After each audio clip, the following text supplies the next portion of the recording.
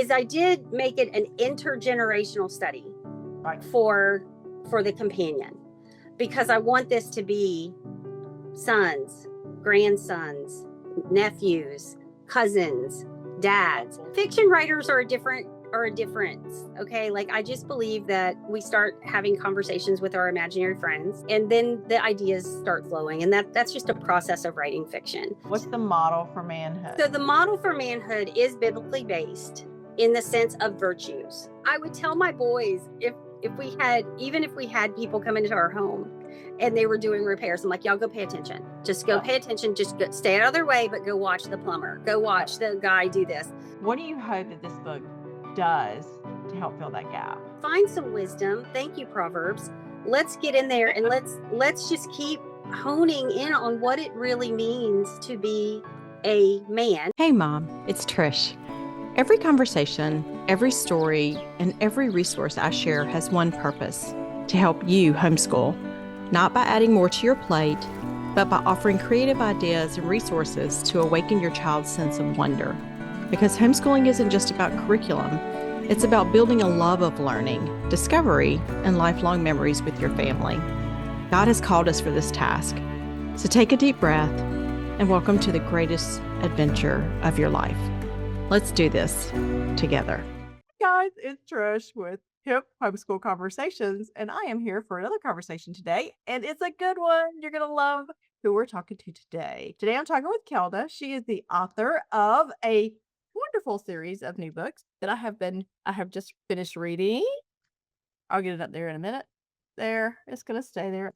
Kelda's going to show it here in a minute. And it is all something that I actually wish I had when my kids were younger. So anyway, Kelda, hello, how are you? Hello, I'm doing well, thank you. My full name is Kelda Laing Poynot. That is my author name.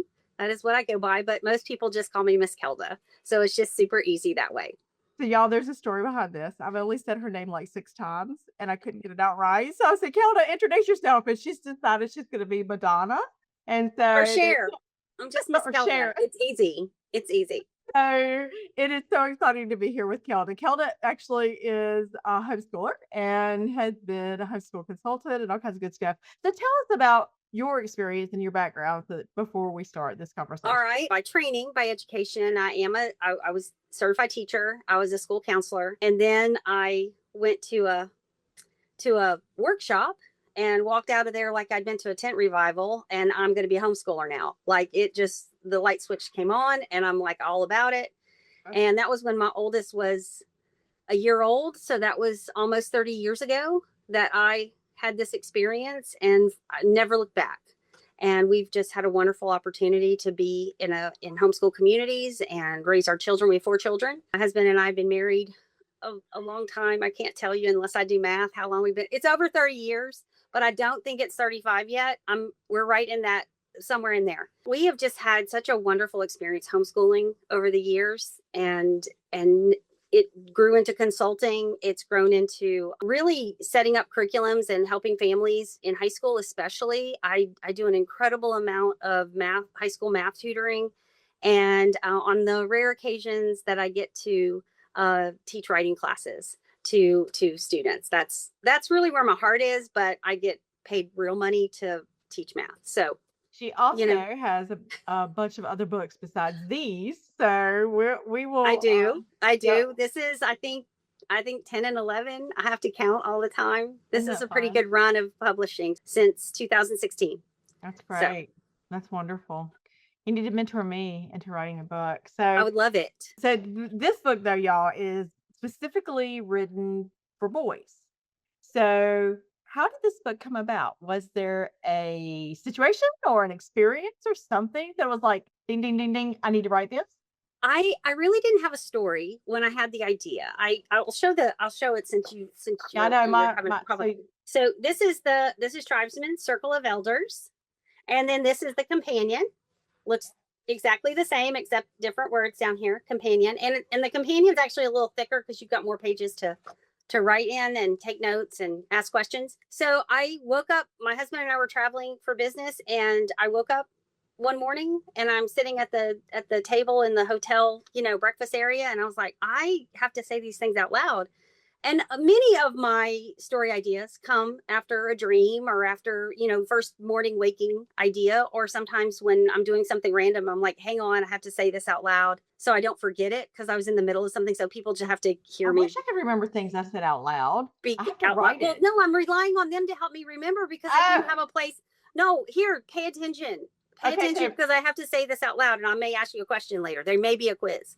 So my So I secret is woke up. I'm sorry. I text it to my husband. That's my You secret. just that might work, but I was in the middle of something for one of my books. I was like, that's not going to work. But I said, I just have this idea of the Jungian archetypes, which are just the carriers of our knowledge, basically, and generational knowledge, and then the virtues. And I just kept going back and forth with this idea. And did I have a story? No. Did I have a main character? No, I had nothing. I just had these notes and this. So like, Well, let's say the fisherman. premise so they understand what we're talking about. Okay. So there's a young man, Okay.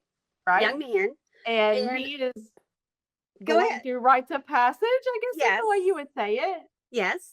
His coming of age. So at 15 in this fictional world, boys are sent away to spend the better part of a year with tribesmen, is what they're called. Now, they're not Native Americans. They're not anything Oh, that is what they cultural. used to do, right? Like, right. I don't know what they used to do. I mean, in a historical context, I think people were apprenticed out. Yeah. You go learn a trade. You go Yeah. live with this family, and they're going to train you to do this. So kind of an indentured servitude kind of thing. You're going to go spend this amount of time working for them, learning this skill, and then you're going to come back to our household and be a contributing person to it. And so it just kept going. So this young man is sent away, and he meets these tribesmen who are all elders, who are all mature men, and he spends about a month with each one. And then at the end, there's a testing. There's an examination of has he passed through all of these virtues and all of these tribesmen's training, what they need to do. So like the first tribesman he meets after he's met everyone as a gathering, as a welcoming, and then he meets fishermen, and fishermen teaches him patience. Not only does fishermen teach him to feed himself, right? And catch fish and cook fish and do all the things with fish, but he also teaches him the virtue of patience. And so after about a month with him, then he's passed on to someone else, and each one teaches him a virtue. Or sometimes we have virtues already, but just really hones in on that particular virtue, and it builds on everyone else's teaching. So if he starts with fishermen and patience, then it only enhances his learning to have patience and to practice patience with each of these other tribesmen. It's so good. It really is good. She also has an audiobook, which she doesn't speak it. A gentleman speaks it, and it's very powerful. I actually listened to the audiobook and I loved it. So if you have an opportunity and you want to pre-read it. I know a lot of times, especially homeschool moms, we pre-read everything. And so that's a great way to pre-read it before you pass it off to child, absolutely. husband, things like that. So, and honestly, it's probably good for moms. We'll talk about it later, but this is really written for boys and for men. By a woman, oh, by the way. By a woman, and that is something that I promise you I have struggled with. I have wrestled with that. No, because I have because I do not want to be the boss of all the men and of all the boys. I do not want that. I have 3 sons and a daughter, and my 3 sons, I'm still not the boss of them. Like, I will never be the boss of them. And so I just wanted to take it to heart. But, and that's one thing too, is I did make it an intergenerational study for the companion, because I want this to be sons, grandsons, nephews, cousins, dads. Yeah. I want that family connection intergenerationally, because I don't believe that we can learn everything we need to know from our peers. And I don't think that we can learn. I don't think we want them to necessarily. I don't think so. No, I mean, they've written books about that, Lord of the Flies or something, right? So there's lots of things that happen. So, but I also think that we need to build those relationships intergenerationally. And it may be, a small group leader. Maybe it's someone in a book club atmosphere, that there's a group that wanted to do this in your homeschool group. That could be a possibility too. But my focus was to really get dads and grandpas and sons and grandsons and the cousins.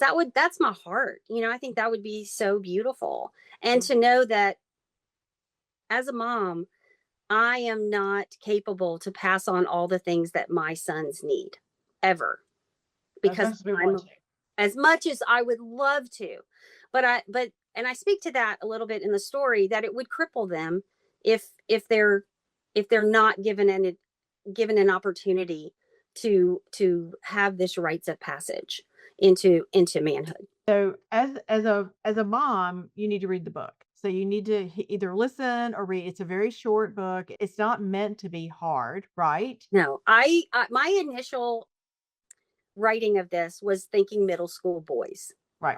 So my chapters are short. I think they're around less than 2,000 words a chapter.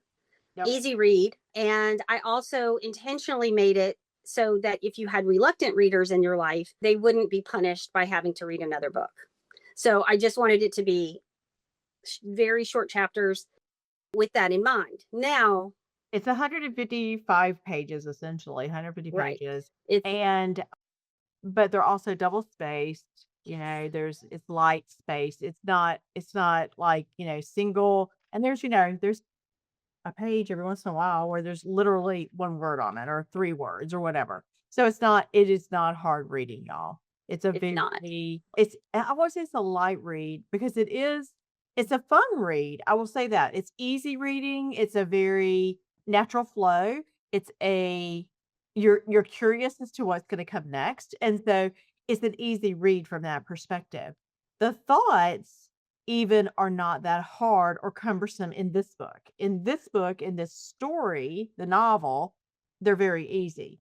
It's over here where you get into the meat, into the companion, where you're really getting into the thoughts and minds and more, I would say, focused work. This one is just a really nice, easy read. So I want to tell y'all that it takes nothing. It's not a hard book for kids. They're gonna love it. And the men who have read it for me, who have beta read and been a part of that process, they were so encouraging because they appreciated the shorter chapters too. Mm-hmm. And they could see themselves as the hero. Mm-hmm. As the hero, whose name, by the way, changes with each tribesman. Which I thought was going to be confusing, but it wasn't, because it's their nickname. It's really they're just nicknames. That's just that's what this tribesman calls every boy. Yeah. Okay, yeah. So he may arrive as son because he's his parents' son, but then he's a lad, or then he's Guppy, or then he's all these other nicknames. And they feel like nicknames. They felt very, easy to remember. But at first I thought, okay, that's going to be a challenge for me, but it wasn't at all. It wasn't. I think it flowed. I mean, I authored it, but I believe that it flowed very easily in my mind of the characters. But the men who have read it, it's really interesting because they can see themselves as the young man. They can see, the lad. They can see themselves as maybe a parent, as their parents, kind of encouraging their sons into some more independent roles. And they can also then see themselves as elders now. The ones of us who have kind of, are at the point where our children are all young adults, they can see themselves in different ways. Yeah. No. It's really, it's so powerful, but it's so easy. It's such an easy read. So I haven't gone through the whole companion guide yet.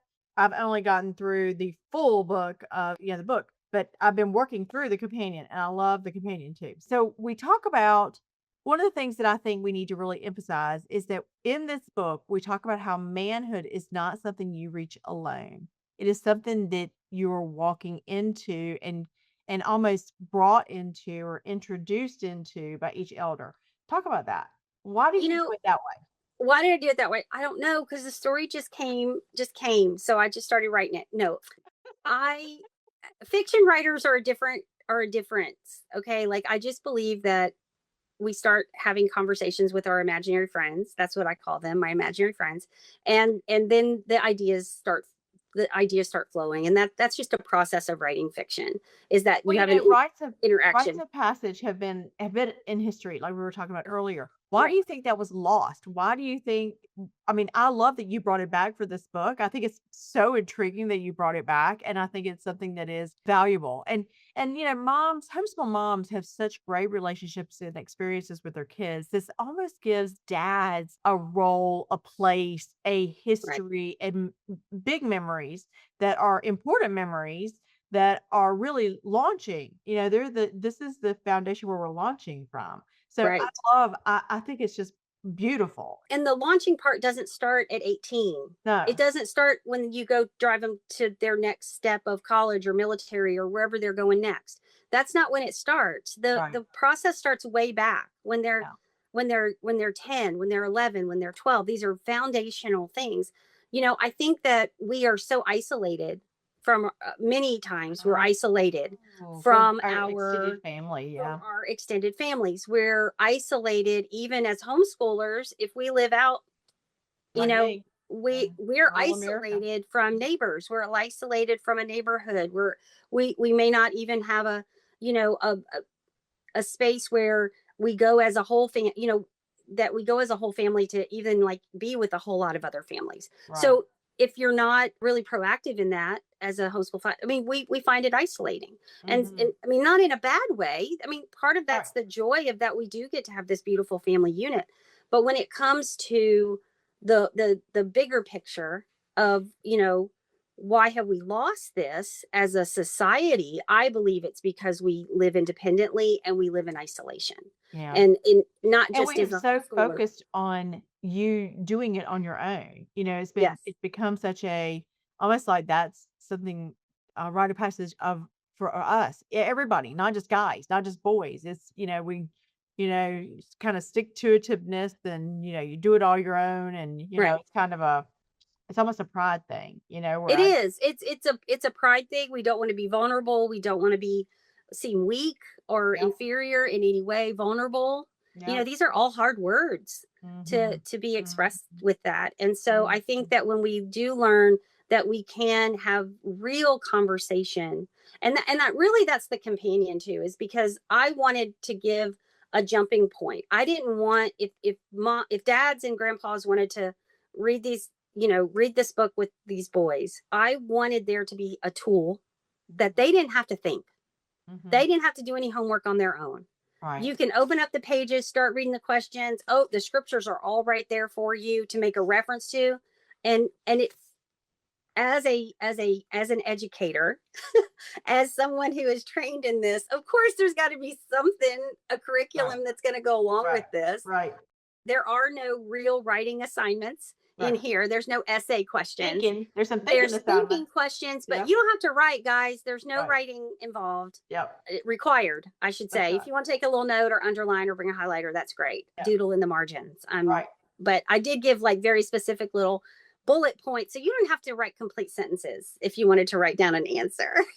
So in the guide, you mentioned scripture. So Mhm.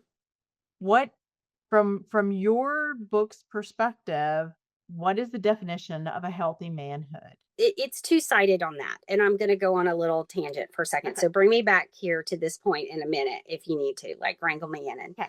when I finished writing the story, I was so excited to be done. He got through his examination, he passed through all these elders, he had his challenges, and I realized, probably because I was seeing my young adult men, my sons, struggling with things that I didn't feel like maybe I had prepared them for. Had I held up the card and said, "You're going to encounter this," and maybe it was or wasn't my job. I don't know, but I felt like I had not covered all the bases well enough.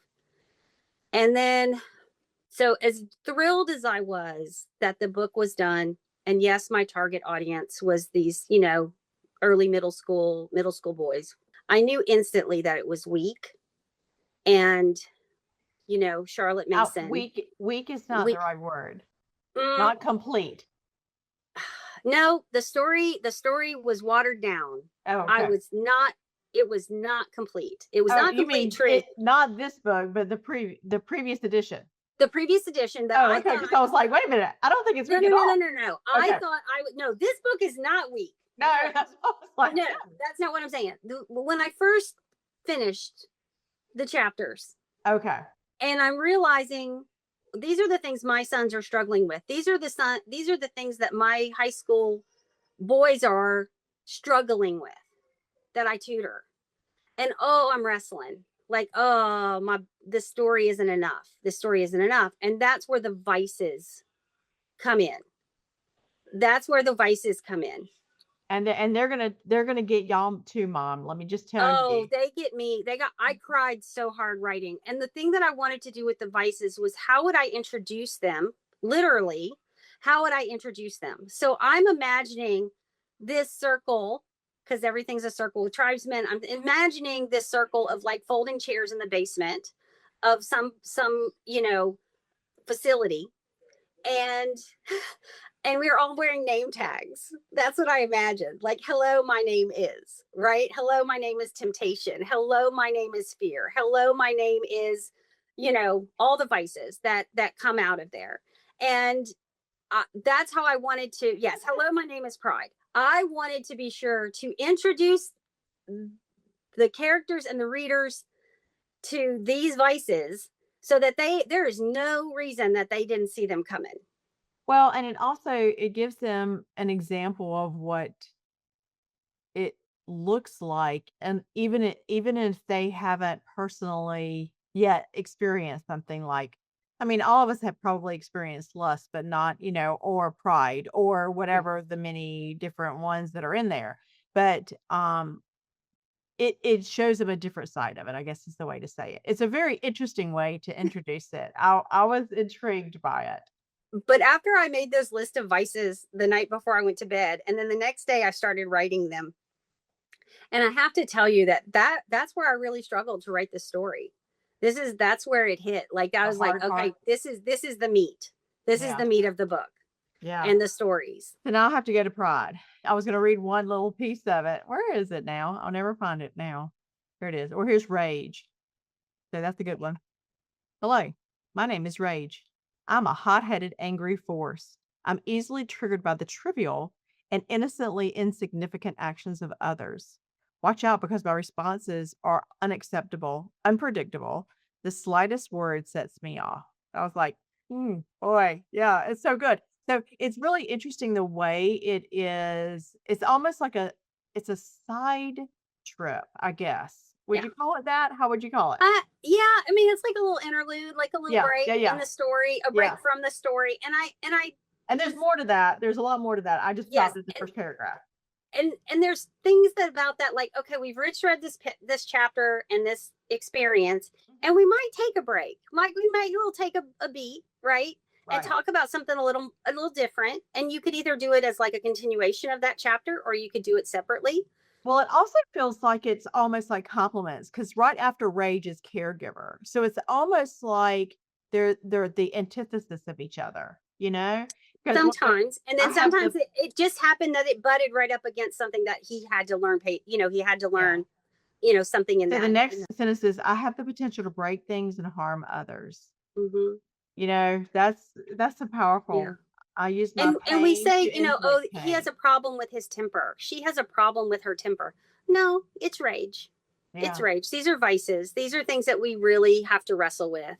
So let's circle back. We didn't finish the manhood model. Right. What's the model for manhood? So the model for manhood is biblically based in the sense of virtues. And it goes really heavy into Proverbs. Mm-hmm. Like if you read Proverbs and Proverbs, mm-hmm. all of these truths are there. Mm-hmm. And so many of the scriptures go into Proverbs all the time, because that's where those foundational truths are. And so as far as that might be even a good study afterwards. It might be even a good study after they do this, is to read Proverbs. Right. Oh, absolutely. Absolutely. And the idea is that each of these tribesmen are very unique. Yeah. So there's not one perfect man. Which was really, I actually caught onto that, and I was really intrigued by that, the way you brought it in, each one having, and you don't really get to know them on like I said, it's light. You don't want these characters to be heavy. And so they bring their perspective, their experience, their skill that they're teaching, but you're not burdened with knowing them on No. a deeper level where you get to know their vices or where they fail. You don't see that at all. It's No. 100%. This person brings their strength, their skill, they're teaching it. Sometimes, I mean, the only thing you see from them are positive experience. Yes. So Yes. there's a vice, but they don't bring it. But they don't bring it. And really, when we're mentoring someone, it's not about us. Right. That was really So good. as That was a mature very person, we interesting. should not be dumping all of our stuff. If we're a truly mature person, we That's shouldn't right. be dumping all of our stuff on the next people. And you can see that. It was very neutral. It was they were warm and they were caring, but they weren't overly gushy. They weren't overly patronizing. They weren't overly, they weren't even overly helpful. Some of them were not even overly helpful. Some of them were like, I'm over here. Come see me when you need me. That wasn't. I mean, some of them were really That's interesting. true. I think that's true. And who we learn from, some are present, some are ever present, some are consistent, constant. And some of them we do have to take a hike every day to go find That's right. the knowledge from scholars. Like we have to make that trek every day. Sometimes we have to go way out in the woods where we've never been before with Explorer because we've got to go see something that we can't stay home base. That's right. And have some of these traits. But as these characters came to mind, they were all so unique. They are in the way they presented information. I can almost put them in clothes. I mean, they're so vivid. You can almost dress them based on what they're teaching and what they're experiencing and what they're doing. And there's no pictures. But I could literally create the characters in my mind. That's good. That's really good. So yeah, I enjoyed that part of it too. And as a matter of fact, that might be a challenge. That might be something that one of the things they do is, what is this? Rage. What is that person? Great. Are they dark? Yeah. I mean, that would be an interesting side experiment or experience to do with them. How they envision them. Yeah. Because they're really they almost feel like the Hobbit or one of them, where they have Rivendell, where they have the people that are good and wholesome and encouraging, and that's what Rivendell felt like. I don't know if you've read. I'm sure you've read. Yes, absolutely. Rivendell is the place where they go for renewal. Right. That's what it felt like. These people, I literally put them almost in a Rivendell kind of experience or play. Right. They're not. And each of the places they teach from. Yeah. Like some of them are at his campsite. Yep. Some of them come in and out. And some of them, like I said, he has to go find to. And as he goes there, that's a journey in itself of getting there every day and that feeling of accomplishment just in arriving. Yes. Well, and striving, striving, it wasn't just okay, let me get up and go get dressed to go there, or go right. Homeschool, it is a process. It is a process. So what do you talk about? What's the situation when a family doesn't, there are a lot of single moms out there, dads aren't in the picture. What do you recommend in those kinds of situations? I'm not opposed to moms doing this book. Right. Ideally, I believe that it needs to be with men and boys and, elders. It's a great experience if it can I think be. that's a great experience. Yeah. And so if you are a single mom, I think you've already established some really good role models for your sons because you're a single mom. Maybe not when they're 5, but as they've gotten a little older, they're coaches, they're youth leaders, they're there are people in this person's life, I'm sure, that have come in to teach things that you may not feel you're qualified to teach, or maybe your son's not receptive to your teaching in that particular area. Amen. Hello. And so sometimes we have to draw over here. We never experienced that, did we? All of our sons. What? No, Mom, you're not the one. And so I really believe that could be something that we outsource with trusted people, with people that we vetted for the benefit of our child. And I really don't think that it would be that far out to say, okay, I do in theory know how to change a tire. Okay. In theory, I know how to change a tire, but I would not be the person to go and teach my sons how to change a tire. I would outsource that. I would find another dad. I know how to change a tire. So there, I would find people I have to triple assist A, us. y'all. I'm just saying, I have AAA for a reason. Me, I don't have AAA, but yes, I have towing and roadside assistance all the time. Have I ever had to change my own tire? No, but I was taught, and I have the knowledge, and I have YouTube videos on my phone. So I think we could figure it out. But do I want to? No. And so I don't feel like I would be the best person. I didn't teach my children piano lessons either. Do I read music? Yes. Do I have a skill? Yes. But I am not a qualified piano teacher. No, I'm not going to do that. So these are the things that I think we outsource. Wait, what? And I didn't teach foreign language. I mean, there's just some subjects there I are don't things feel that, comfortable doing. Yes, I can read some things in Spanish. That's about the extent of it. And so I believe that as a single parent, you're already being resourceful. Yeah. And so I think that it's not, if you just wanted to assign your son to read this book for his own well-being and not worry about conversations, companion, and y'all have some conversations and just, hey, what are you getting out of this? What do you think about this? I think that's a great foundation. And then later, if he wants to share it and maybe read it with some buddies, or maybe read it with someone else, who would be older and more mature and help him guide through, or if he has questions, of course, we're going to go find somebody who has answers for that. Right. And so I don't think it's like, oh, well, there's not a dad in the picture, or there's not a grandpa in the picture. I'm sure there's someone in the picture that would be willing to read this with a son. So one of the things that I see, and I think you and I talked about this earlier, is I almost see this being almost like a trip. Like it would be a great. So I own Homeschool Travel Adventures. So there's a side of me that's always like, oh, let's go on a road trip.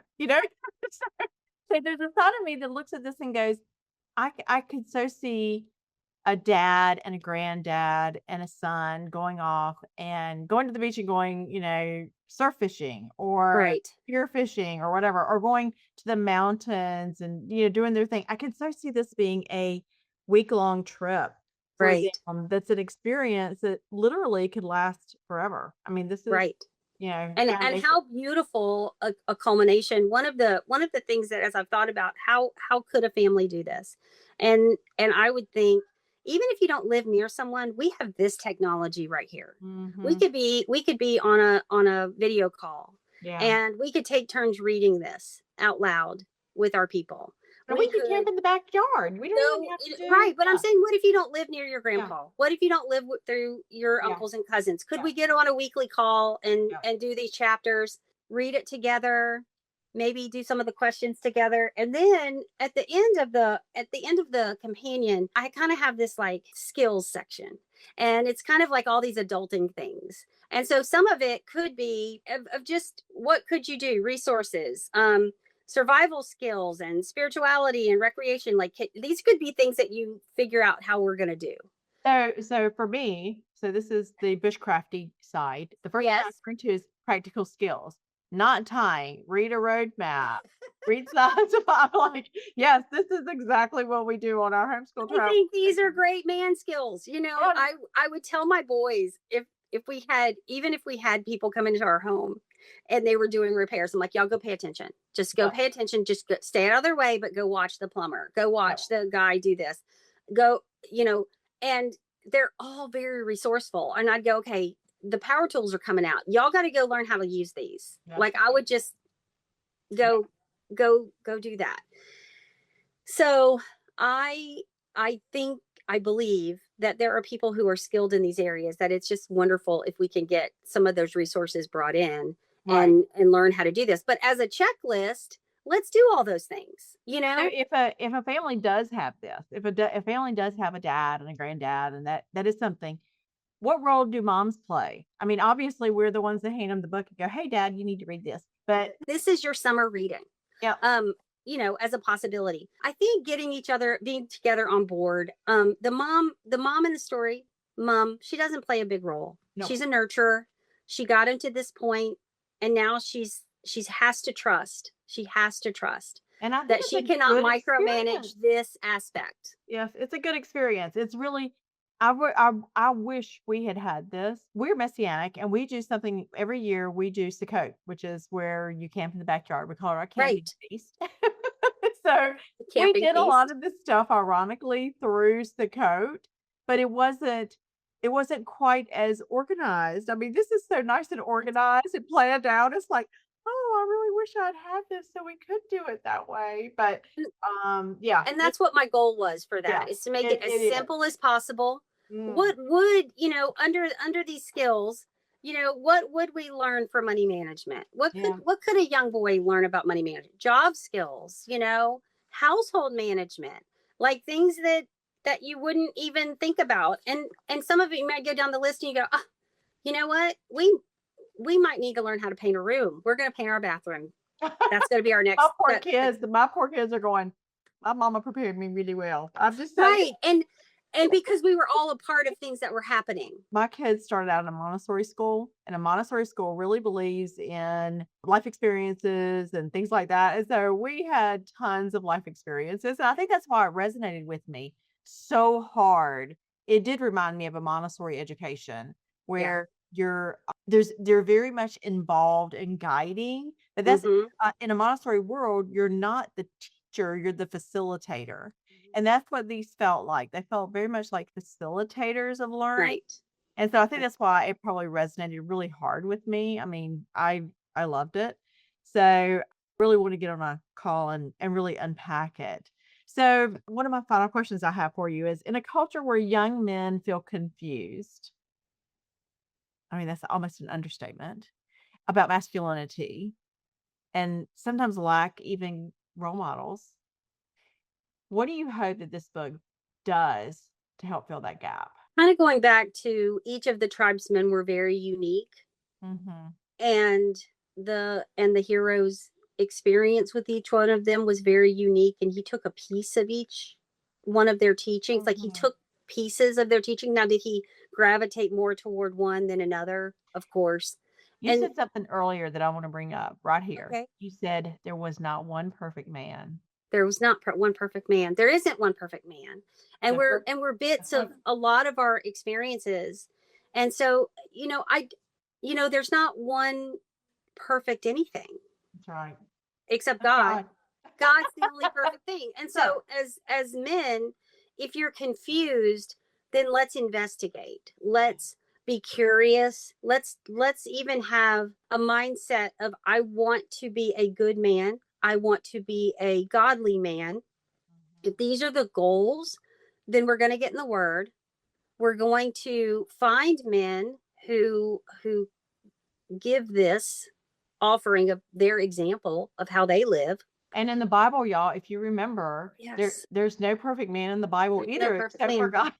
He used Except very imperfect people right. to bring messages of hope and salvation Yes. and growth, Yes. etc. I mean, Right. it was And very we're all flawed, but there's layers of our own growth and our own discovery.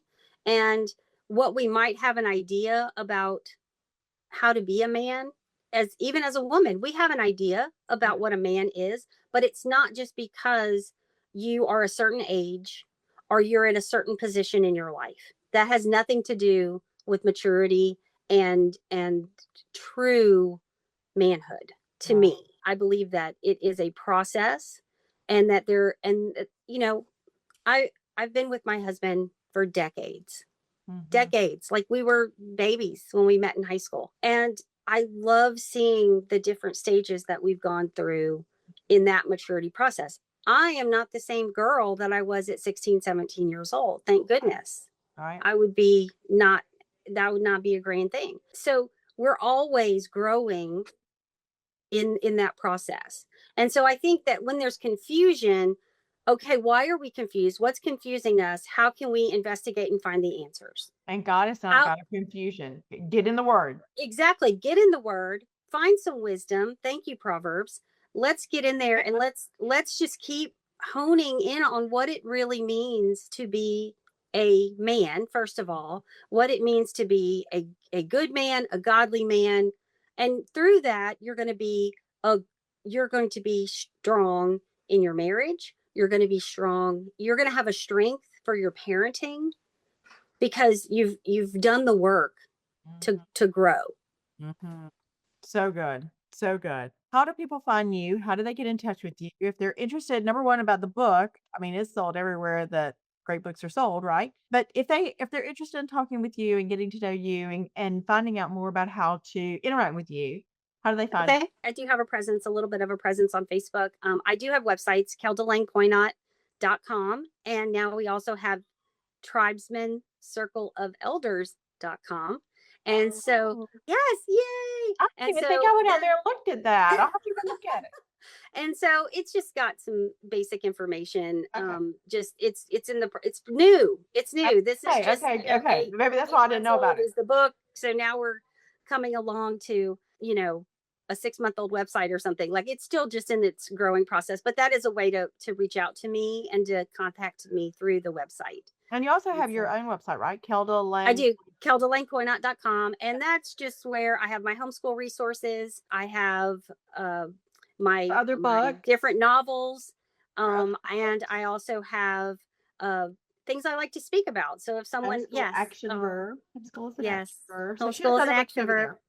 And so if there's other things that, you have questions about, feel free to reach out, email me, and we can have a chat. Well, it's been so good talking with you. I actually Thank love this you. book. I hope Thank families you. fall in love with it. And I am really excited about how families might utilize this book. We're so excited about it. We actually have some articles coming up on Weird. We're putting them on our Weird Unsocialized Homeschooler site because in my vision, weird means set apart, and that's kind of what God calls us to be, is set apart and different. And so I'm kind of rebranding Weird to be more about us being set apart. But so I thought it was the perfect platform for this conversation. And so we have that over there. So be sure I think that goes out by the time this is published. I think that will be up on Weird. So you'll be able to find it there. So, but thank you so much for your time today, Kelda. It's so good. Thank you so much. And thank you for allowing me to be a part of this and tell about it because I actually thoroughly enjoyed it. I'm a boy mom. I have 3 boys and it really resonated with me. So I'm so thankful. I really loved it. So y'all, we will be back soon with another homeschool conversation. And of course, all the information that we've just talked about will be in the show notes. So you can find her websites and her hard to say Poynot last Why name. not? I got it that time. See, it only took me like 18 times. Yeah. But we'll have all the notes and all the show notes and all the links and all the things down below so you can find them. So, but thank you for being here, Kelda. It's so good talking Thank you to so much. Appreciate it. Thank you. Talk to you soon. Thanks for joining me here for this homeschool conversation. If this is your first time here, I'd love for you to join and subscribe so we can keep walking this journey together. And if today's episode encouraged you, please share it with a friend because homeschooling is better when we lift each other up. Keep learning, keep wondering, most of all, keep showing up. You're doing something amazing, Mom. See you next time.